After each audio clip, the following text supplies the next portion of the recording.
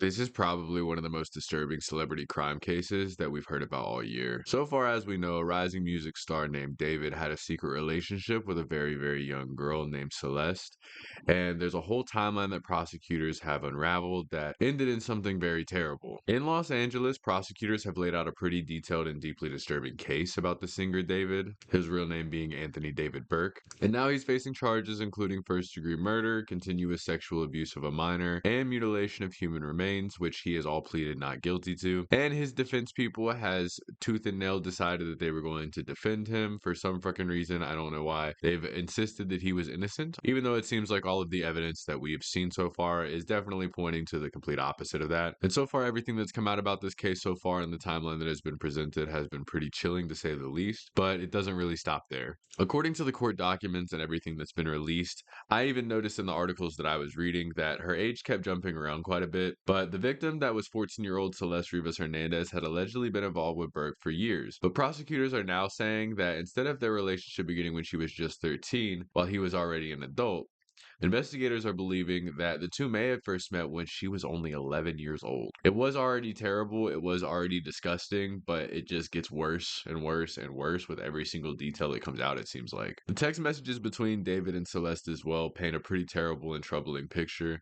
At some point, allegedly, Celeste even wrote to him that all they do is have sex and that she wants more than that for herself, which is pretty upsetting. It's pretty sad to hear. I honestly feel like my stomach turns just thinking about this whole situation. But there was also some escalations that happened by early 2025. Things were spiraling out of control, and Celeste had reportedly become pretty upset over his relationships with other women while believing they had a future together. Then on April 22nd, 2025, just days before his first studio album released, everything reached a breaking point in the situation. Prosecutors say Celeste threatened to expose their relationship and everything that they had been doing and try to end his career and destroy his life. The next night, on April 23rd, Burke allegedly sent an Uber to go pick her up and bring her to his home in Hollywood Hills, and she had arrived around 10:10 p.m. And according to the prosecutors, she was only there for a few minutes before her life was taken from her. According to everything that they've come up with, it seems like she was stabbed multiple times, and of course, he didn't try to call 911. He never tried to get her any kind of help. He didn't try to stop anything from happening. And with all that being as dark as it is, everything that prosecutors describe in the next situation becomes even more disturbing because all of the evidence that they've come up with makes it seem that Burke took some pretty extreme steps to try to cover up everything. They even found that he purchased things like chainsaws and body bags and heavy duty bags online. Investigators are stating that her remains were dismembered in his garage inside of an inflatable pool. And the way that they were able to determine that is actually because there were fragments of the pool that were later found embedded in her remains, and forensic experts matched the material to that of the pool. Obviously, we know as well that some of her remains were discovered months later in the trunk of Burke's impounded Tesla on what would have been her 15th birthday.